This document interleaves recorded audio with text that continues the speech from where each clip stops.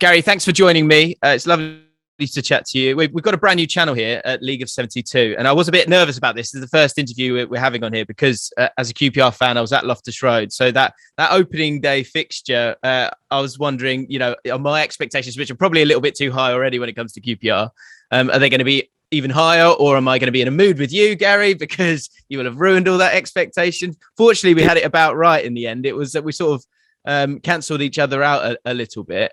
With this channel, Gary, we're obviously going to be focusing on the League of 72. And as someone who's managed in League One and the Championship, I think you've got a real understanding of what the EFL is all about. So the first question I did want to ask you was, what do you think makes the EFL unique as opposed to the Premier League, which of course you played in?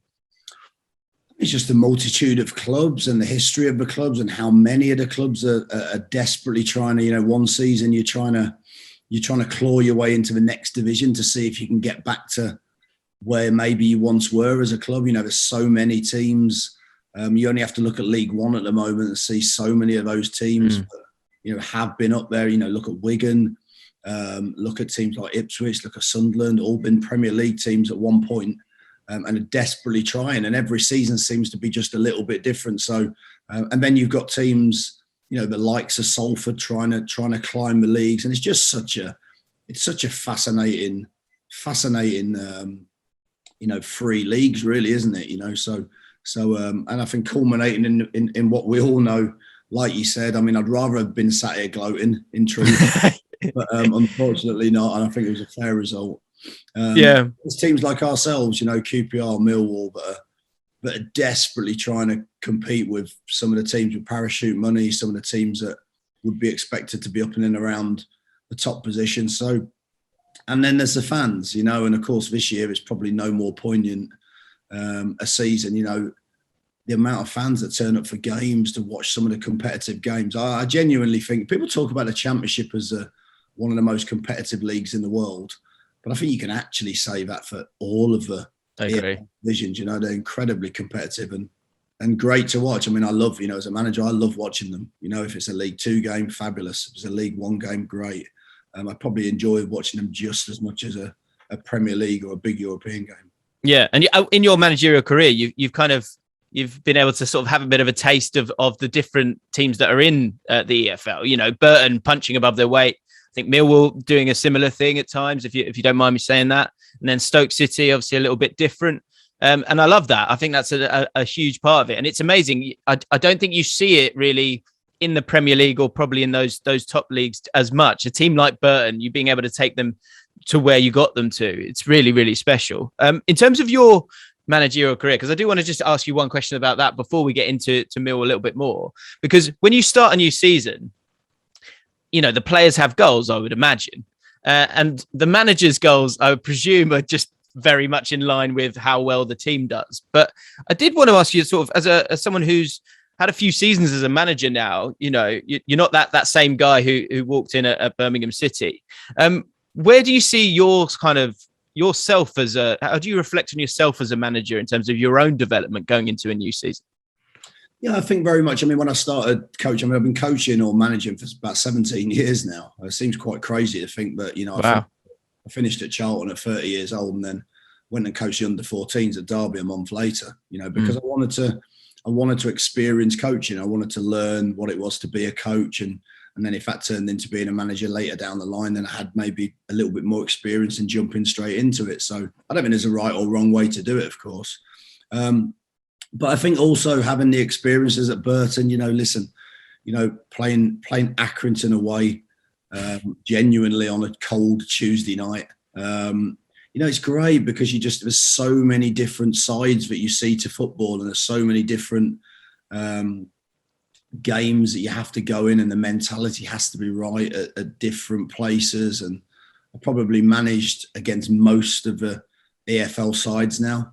So I have a really good understanding of a little bit of what makes some of those clubs tick, and the areas and the fans. And so I think it's been a really interesting managerial career for me. I just love being part of football. Again, going out there on Saturday against QPR with a full house, a full Millwall end, which I think is brilliant. Yeah. A lot of clubs now, I think, will allow those away fans in, both from an economic perspective and hopefully from a footballing perspective. And it just felt great just to be out there. I think there's 72 league managers. It's a privilege. It's a privilege to walk out there every time. It doesn't always feel like that when you're getting booed by 20,000, being called an idiot by 20,000 of them. Yeah. Or 25,000 in Stoke's case. But it's great to be part of it. And I love every minute of it. Do you feel different? I'd imagine something I do like about the EFL that is that you get one job and then you've got more chance of getting another job down the line, maybe than Premier League managers. Either you succeed and it goes ridiculously well, or you're finished. Your ability to sort of survive and thrive as a manager in the EFL is to be applauded. But I imagine the manager you were at the start and the manager you are now are very, very different people. I think that's something that people kind of forget a lot of the time, that in any job, the first job you do is you're not going to be the same person down the line. How different are you as a manager in comparison to when you first started out getting that first job? Yeah, I think I have similar. I think you don't really lose your principles or the way that you perhaps see football. I think you just evolve your methods and you evolve the way you deal with people. And so if I think about back to when I was Burton manager, I look now, and in my opinion, myself and the staff work in a much higher level. I like to think the information we give to the players is a lot better. I like to think the way we see some of the issues in the games tactically is a lot clearer and a lot stronger. And I think that only comes with being under pressure and having to make those decisions over a long period of time. And, when I was at Burton, we had a couple of playoff campaigns, different types of games. When I was at Derby, we had a playoff campaign. At Birmingham, we had some big games to get in the top 10 of the division. And similarly at Millwall. So I think you just learn from experiences. I learned a huge amount from the Stoke experience as well, and again, I accept that, that scenario didn't go as well as I hoped it would do, or the club hoped it would. And you learn from that, and you get better, because, I think you get better if you then look within and see what you did wrong and what things you could have done better. It's like any walk of life, isn't it? If you're honest with yourself and you then try and shape the way that you coach. I had 9 months out of the game, and I think that 9 months was absolutely crucial. Worked incredibly hard with some of the staff to try to get better and make sure that coming into the next job, I was hopefully more successful, whatever you define success as. Yeah, and I imagine with that experience, you get a better understanding of what you want in terms of the playing staff and the culture that you want to kind of cultivate, but more in particular, the playing staff. Because I think looking at this Millwall squad, I think you can see the kind of character of a lot of the players in that squad, and they're good people with an element of quality, but an element of grit in them as well. As you went into the summer this year, in terms of knowing what you wanted, where did you want to strengthen Millwall as a playing team? Yeah, I think when we first came into the club, there was always that element of we wanted to retain, like any club does. You look at the history of QPR, there's always that little bit of flamboyance in the team. There's always that little bit of, you look at Millwall, there's always that real edge and drive and grit as well. So you have to look at sometimes the clubs and how you see the team yourself and see if you can maybe make the best type of team and advance it as much as you can. So we certainly wanted to be able to pass the ball a little bit better. We wanted to try and have more control of games. I think like most of us teams that are trying to get in the top six, you need more goals. You need a little bit more creativity in the team. So that was one of the main aims in the summer, was to recruit players that we felt maybe for different ways would be motivated to come and have a good season. So the likes of Benik Afobe, that I've worked with before, top striker. What we've got to do is try and get him in that environment where he can get back to that best form, and he's got to then work hard and grasp the opportunity. George Saville saw it, last night in a cup against Portsmouth. He arrives on something late, great finish, composed finish that we lacked last season. So again, we've tried to add goals from midfield. We've tried to add goals up front. We brought young Dan Ballard in from Arsenal. We tried to give opportunity for young players as well. But again, he's another one that I think can come in and add a set piece threat as well as good defensive quality. So yeah, you're always trying to just build the team slowly and see if you can add some of the things that you lacked last season. Of course, the fans are there this season as well, which we hope will have a big impact. Yeah, absolutely. With Benik Afobe and George Saville and previously Scott Malone as well, players that sort of have gone off on their journey and then made their way back. Is that a real plus for you? Because you've got, Millwall can be an intense atmosphere, but those having players that kind of revel in that, is that a big thing for you? When you saw that you could get your hands on Afobe or George Saville, was that a big part of it? It wasn't a huge part of it, if I'm being honest. And sometimes I think you look at like Scott Malone, George Saville and Benik on loan here for a short period, but more so George and Scotty. In some ways, I think it works. It makes you have to think harder about it, because often, sometimes when you come back to a club that you've been successful at, it's not always easy to recreate that success, So I think you have to give it even more thought. Is it the right thing to do? But certainly as players, the fact that they understand what the club's about, the fact they understand the crowd, they've played in front of the crowd, they know what's expected, they know the demands of the fans, I think can only help. But really, first and foremost, for me, they're top quality, proven championship players, and every club I think that's trying to get into those top positions needs that, along with a balance of other things. But I think that's crucial.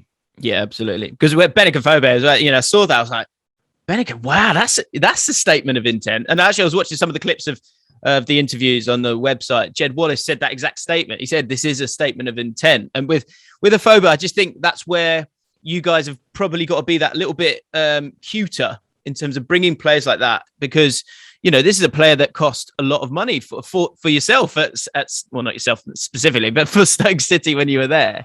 So to get him through the door, there's just a kind of seeing him, even his movement against QPR, there was just a bit more, there's a lovely kind of movement to him. He feels quite complete. He hasn't got that first goal yet, but I think I would imagine you've got incredibly high hopes for Benik this season.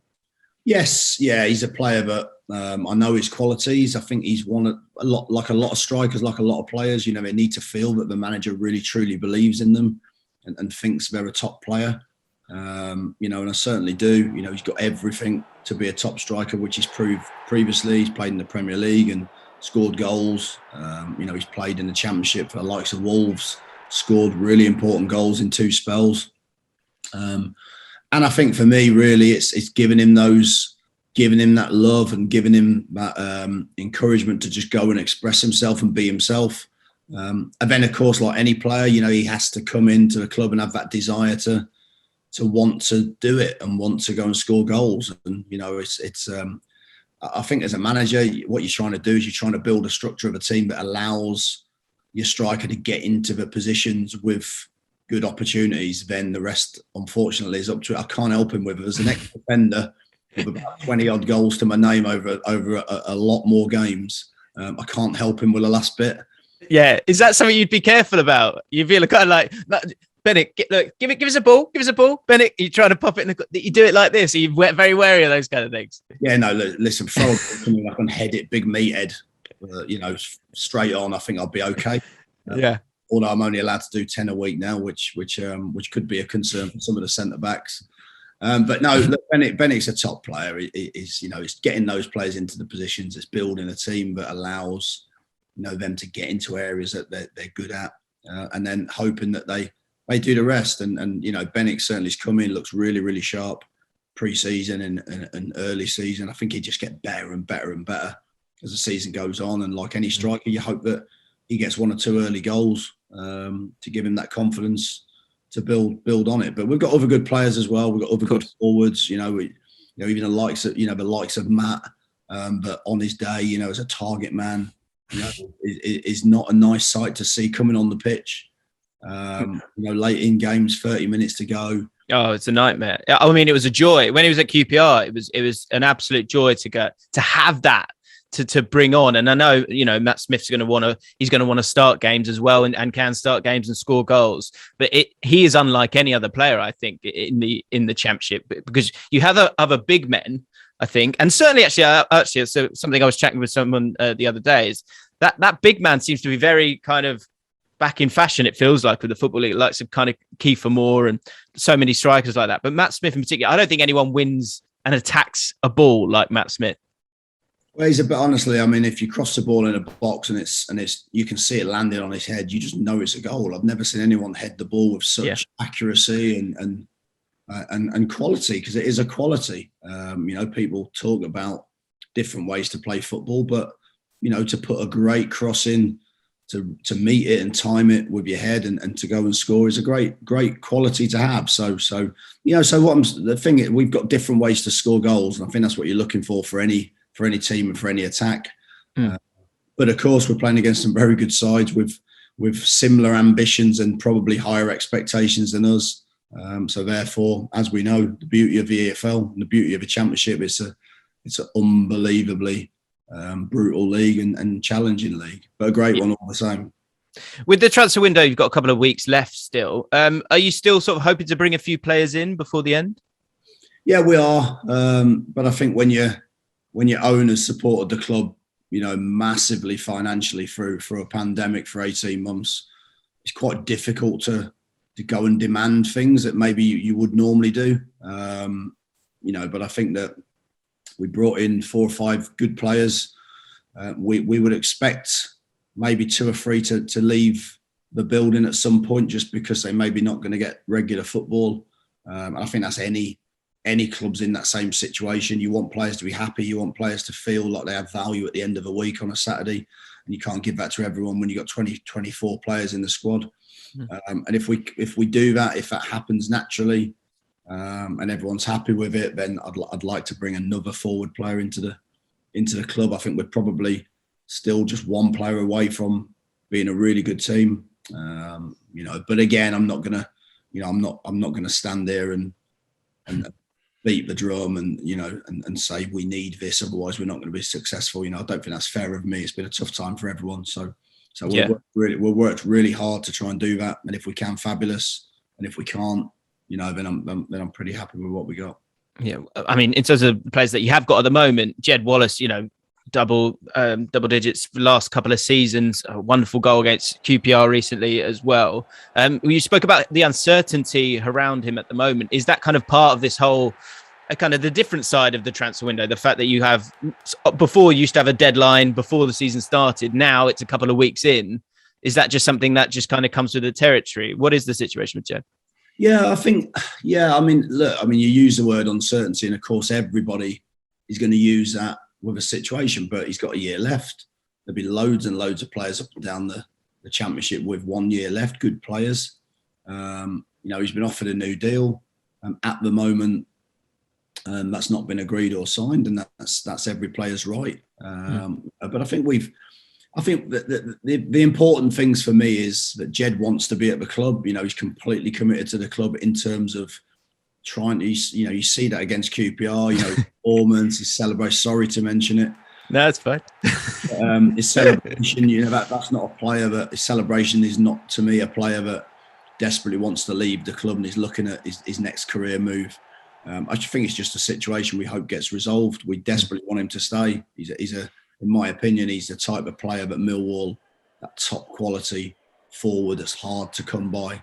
And he's done that over a number of years, since I've been here, a couple of years now, which seems crazy to say that, but been here nearly 2 years. And Jed's been fabulous. He's a great character, really important to the team. So yeah, it's no real issue. Maybe if you ask me again in April, I might feel slightly less comfortable with it if it hasn't been sorted out by now.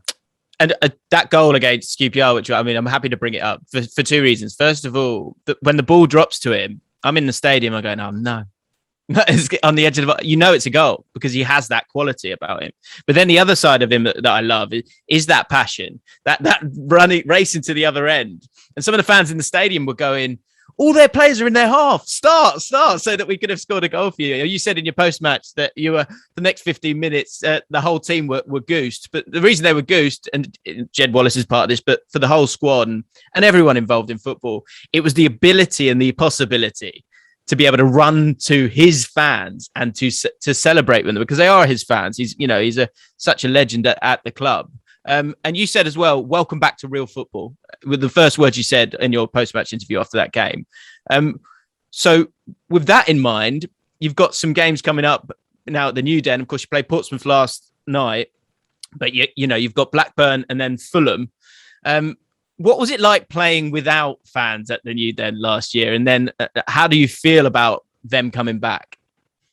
Yeah, I'm always mindful that, there's a lot of people within the last 18 months who maybe haven't been able to do their jobs and haven't had that pleasure of being able to get out to work, and that distraction that work gives you, and that passion if you're fortunate to be in a job that you absolutely love. I know not everyone's in that situation, but so I'm always a little bit reticent to say it was horrendous.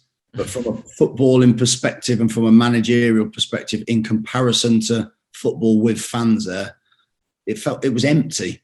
It just felt empty. I don't mean just the stadium, just the whole experience.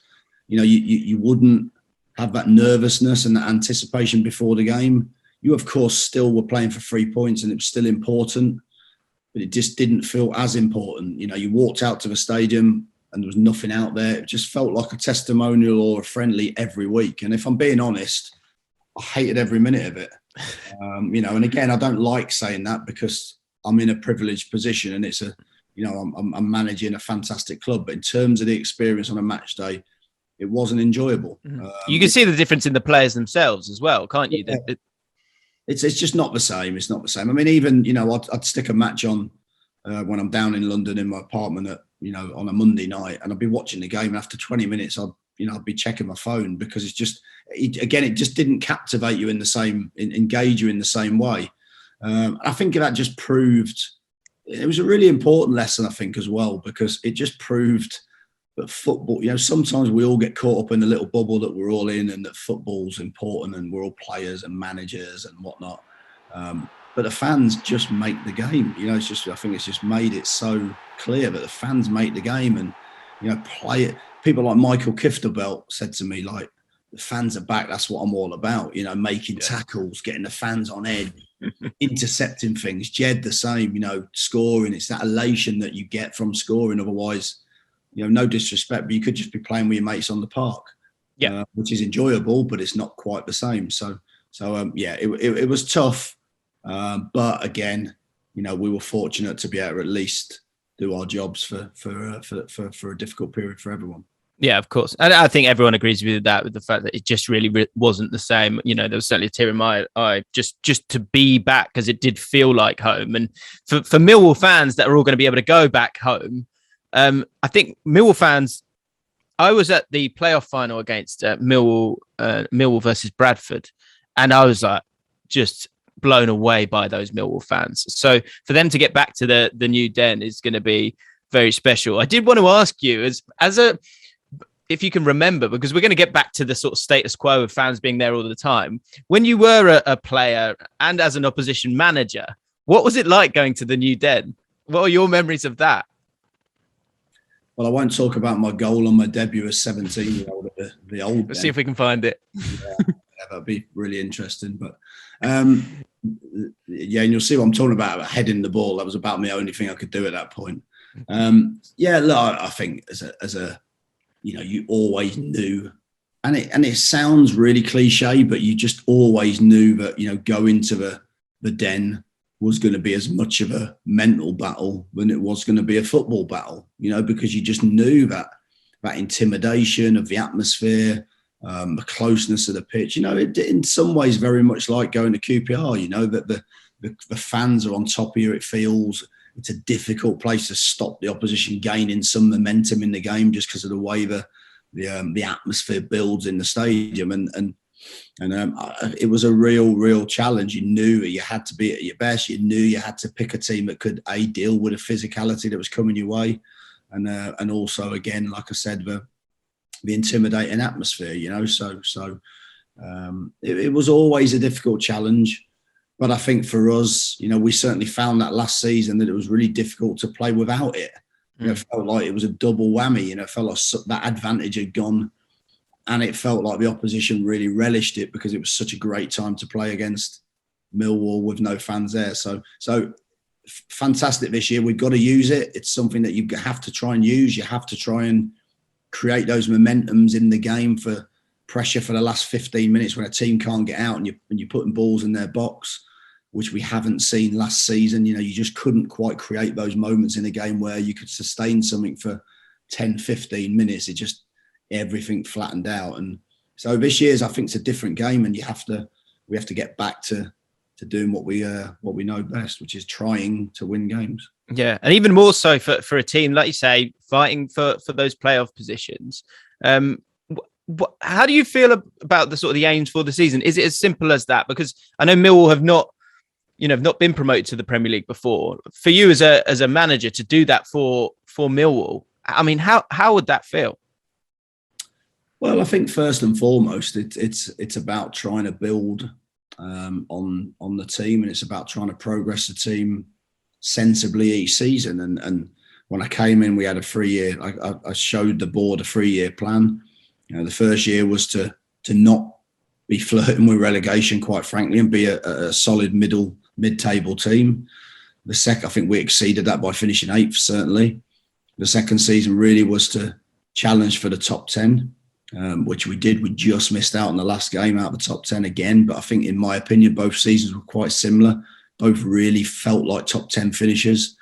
And this season really was to challenge for the top 6. And people may think that's lofty for Millwall at times, but for me, it's achievable. We've got a really good squad.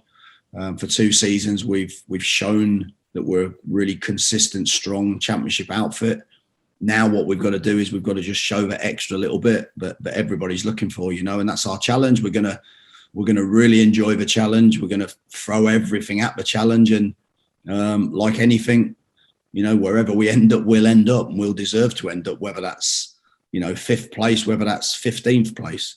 But that's our ambition. And if you don't have ambition at the start of the season, in my opinion, there's no point. Get out there. So we've got to try and strive, and we've got an owner that really wants to support the team as well, and is really excited this season about the team. So we've got some good ingredients, I feel.